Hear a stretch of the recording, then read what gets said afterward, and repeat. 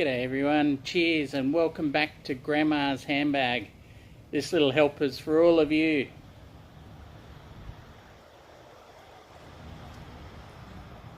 Welcome to the backyard of Grandma's Handbag. In fact, just wanted to bring you out here because we've got a lovely show and time of year.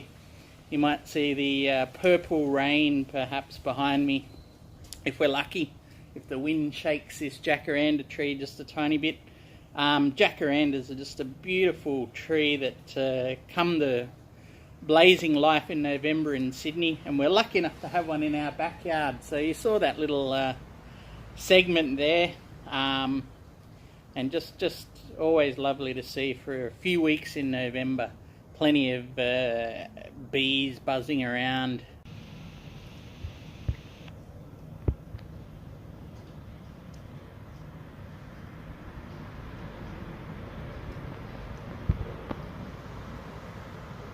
Once the flowers all drop, that's when you start to get the foliage. So lovely stuff. Anyway, babbling already. The helper is Batch Brewing's Trippy Hippie Voodoo Gold.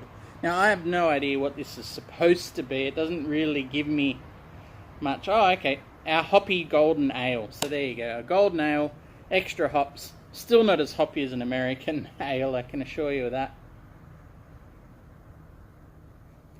But quite nice.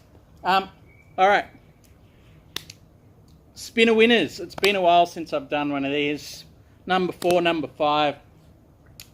CDs have been pouring in. I got a bunch I just want to show to you to get them out, get them into the collection because the stockpile's going insane. Anyway, these, majority of them are again $2 and $3 fines and that, so we'll see. There's a couple that are a little bit more, and we'll jump into that. Anyway, a couple of singles, or 3 singles to start off with. Smashing Pumpkins, 1979. This is an Australian 4-track version, so you can see the date. The sticker was put on June 96. Had to have it for that reason. HMV doesn't exist around here anymore, so definitely of its time. This one I never had any clue existed. Frank Black and Teenage Fan Club. So a 4-track EP there. I think there's a couple of covers on here. Now I forget which ones they are. Anyway, 4 tracks. Handyman, The Man Who Was Too Loud, The Jacques Tati, and Sister Isabel. Yeah, really enjoyable actually. They had a day or two to prepare, if that, and it sounds nice, loose, raw, relaxed, good stuff. Rage Against the Machine, Killing in the Name Of. Look, it's a classic single. You're not going to knock that back if you see it there. Another Teenage Fan Club. This one cost a little more. I think this was, well, $7. Their first album, A Catholic Education. So I've been after this for years and years and years. I think I had it on order at one point. Never came in, so nice to have it now. It's got the classic Everything Flows. And Heavy Metals was quite a nice one. There's a couple of decent tracks on here. They go on to better things, but for their indie debut, good stuff. Found this one on a recent trip to Melbourne. So this is Ariel Pink's Haunted Graffiti 5, House Arrest. So I think this initially came out around 2002 or so. But this is a 2006 re-release or compilation. Very interesting stuff. James Griffiths has quite enjoyed this kind of version of stuff, and I have to say this one really gelled with me. His later albums before Today and that sort of had a kind of a sheen. I think James and I had agreed on there's a sheen sound to it in this retro nostalgic thing, but this one here, because it's very lo-fi, nice and raw. ESG, Come Away with ESG. Fantastic stuff. Look, this is a reissue on Soul Jazz. ESG, the funk no wave sisters out of New York in the early 80s. And yeah, look, this is just slick, simple, yeah, it's more funky than No Wave or anything, but really, really good stuff. Ooh, got me. A couple of deluxe edition versions here. This is the Violent Femmes debut album there. So you got the 10-track original disc, then you got another, what's that, 36, 26, sorry, extra tracks on there. You're not going to knock that back for a couple of bucks any day of the week. I think this one was a couple of dollars more than a couple bucks, maybe $6, I think. Anyway, double disc version of U2's Achtung Baby. I'm not a huge U2 fan, but I do know that this is somewhere where they definitely pushed themselves, and it's a worthy album, I think, as a result. It's funny when I pick these albums and things up, they seem to... I don't know whether a collection gets donated and then split up amongst different stores, but you seem to get a wave of things come through. So this next miniature wave, I've been listening to some and enjoying. So a 2000s comp best of Frank Zappa, 15 track, and if you're going to put Zappa down into a single disc compilation of hits, then it's probably got most of the ones you're going to want and need on there. Peaches on Regalia, Dancing Fool, Cosmic Debris, Valley Girl, Muffin Man. Yeah, a good snapshot. Some of these were new to me as well. Not that I'm a great Zappa fan, but you're really not going to leave a comp there for a good introduction of Zappa anyway. The next one I was very, very happy to find. Zappa and Mothers, Roxy and Elsewhere. Great live stuff. Really enjoyed this. Actually, the only one I didn't enjoy, the final track, 16.5 minutes, Bebop Tango of the Old Jasmine's Church. I get where he's going with it. It's theatre, it's rock and roll, you know. But yeah, that just dragged. The rest of it, good. Really good productions. I was surprised at how much I think George Duke was featuring on this, but really enjoyed that. And the last one I haven't heard, but was very excited to grab, and that is Waka Jawaka.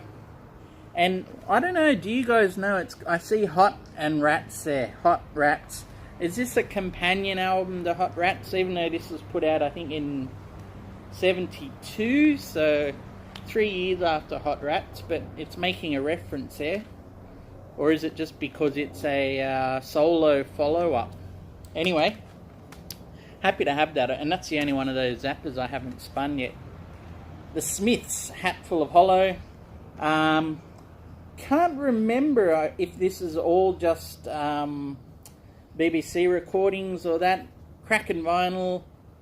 Who else is out there as a fan? If any of you guys know what the idea with Hatful of Hollow is, let me know. I mean, it's got a published date of 1984, so it's fairly early on for their career. Great little comp. You can't really leave. There's some great curated compilations in Late Night Tales, and the Flaming Lips have done one here. I don't know if you can see those, the track listing. Great snapshot of their influences, I suppose, and just great music by itself. Look, you've got Björk followed by Miles Davis, followed by Chris Bell of Big Star, followed by Faust, Roxy Music, Aphex Twin, The Chameleons, Chemical Brothers, Love and Rockets, Psychedelic Furs, Nick Drake, Radiohead, 10cc, Brian Eno. Really good idea or way to get a look into what their influences are. So that was a bit of a no-brainer for me. This one of theirs, Transmission from the Satellite Heart, I've been chasing for years and years. I've got the album before this and the album after, and I needed this one. So good to have it, but actually surprisingly a little underwhelmed by it, I suppose. She Don't Use Jelly, obviously the big one on here. Turn It On. Yeah, but otherwise just hasn't grabbed me, that one. Never mind. This one, I can't even say if it's grabbed me because I haven't played it at all. But I actually found the 4-disc set of the Flaming Lips Zyreca. So I don't know if people know the idea of this one. I'll run through it just in case. Parking lot experiments. Flaming Lips ended up recording music to about 50 cassettes, which everyone in their car, this is in 1996 I think, would come through and load the cassettes into their car stereos, and then as Wayne Coyne conducted, they'd press play and off it'd go. So out of those experiments came a 4-disc set. These 4 CDs are all meant to be played at the same time, which is virtually impossible. So to get them into sync is almost impossible. I think there are mixes on YouTube somewhere. I'll try and get a link down below. So interesting stuff. I'm pretty sure, I don't know, correct me if I'm wrong. I'm assuming it's all instrumental. So if you like your soft bulletin style orchestrated instrumentals from memory, that's what we're dealing with here. Alright. I think I picked this up for $7 or $8. It's the Spiritualized Collected Work, Complete Works Volume 2. So this is all songs from 95 to 2001, including Ladies and Gentlemen and Let It Come Down.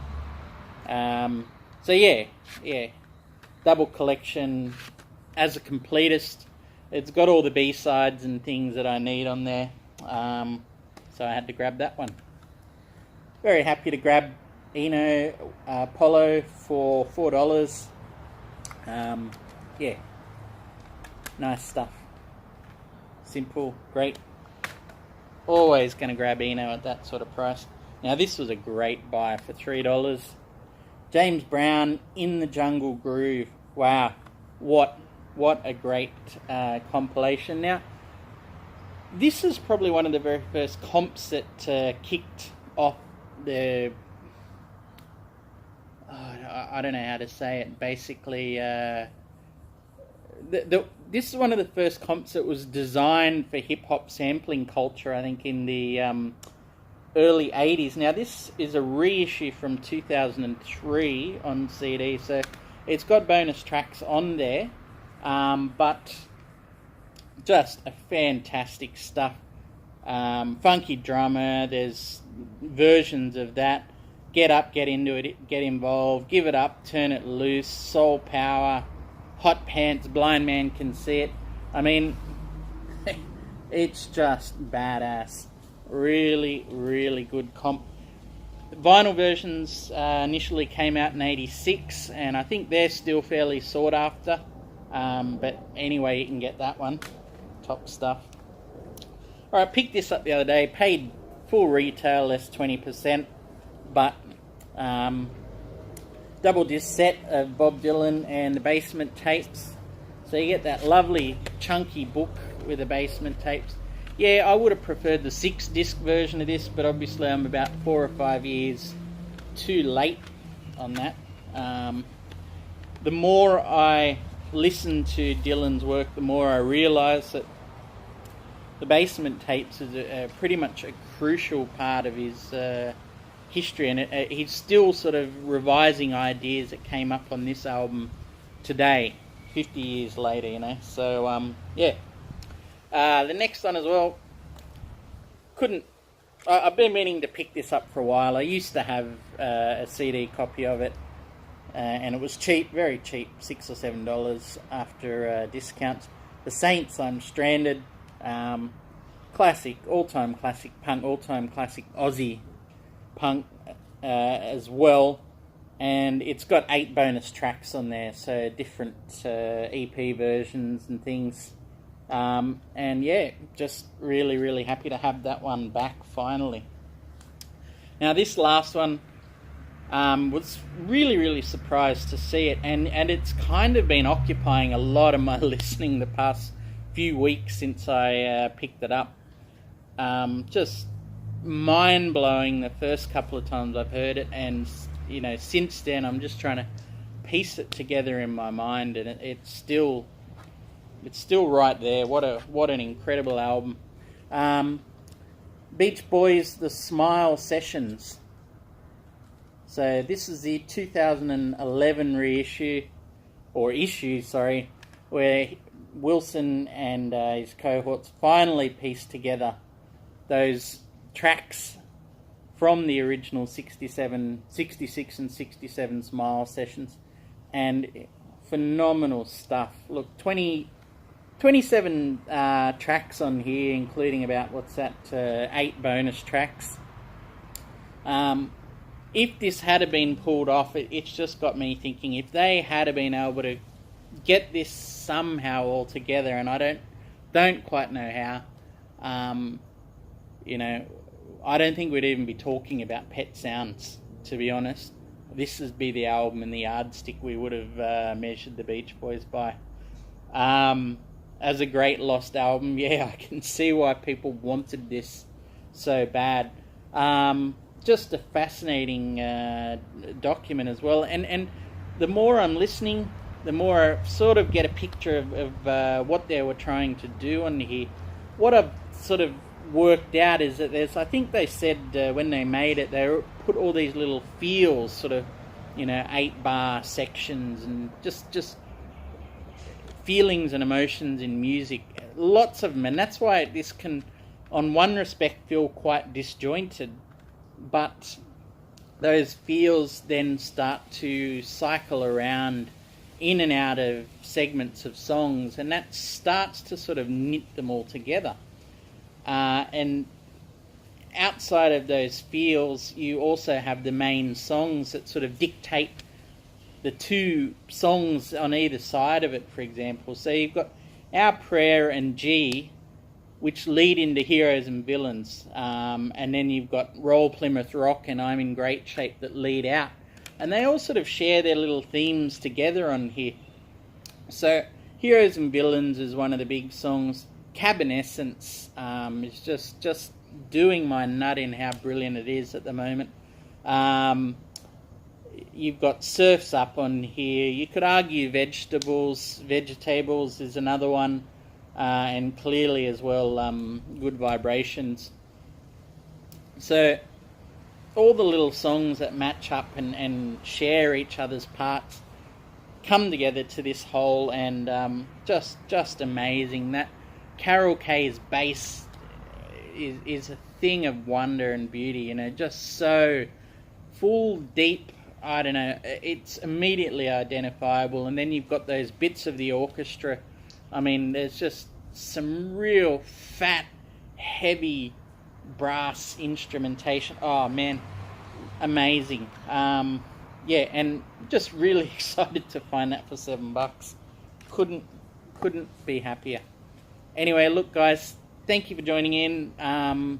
Let me know if you've got any of these, if you're after any of them, if there's any favourites of yours in there. Be great to hear from you on that. I'm going to finish the rest of this beer in my Purple Rain. Thank you again for joining us out here, and yeah, I look forward to hearing from you soon. We have got here on Grandma's Handbag, we've got more vinyl stuff. I've got another vinyl sickness episode, some theme stuff, and I am getting ready for the Christmas New Year, the start of my top 100 albums. So yes, I know I keep teasing these, but it's coming. So come back, please. I'd love to share them and hear what you think. In the meantime, everyone, take care. Have a good rest of the week. Cheers. Bye-bye.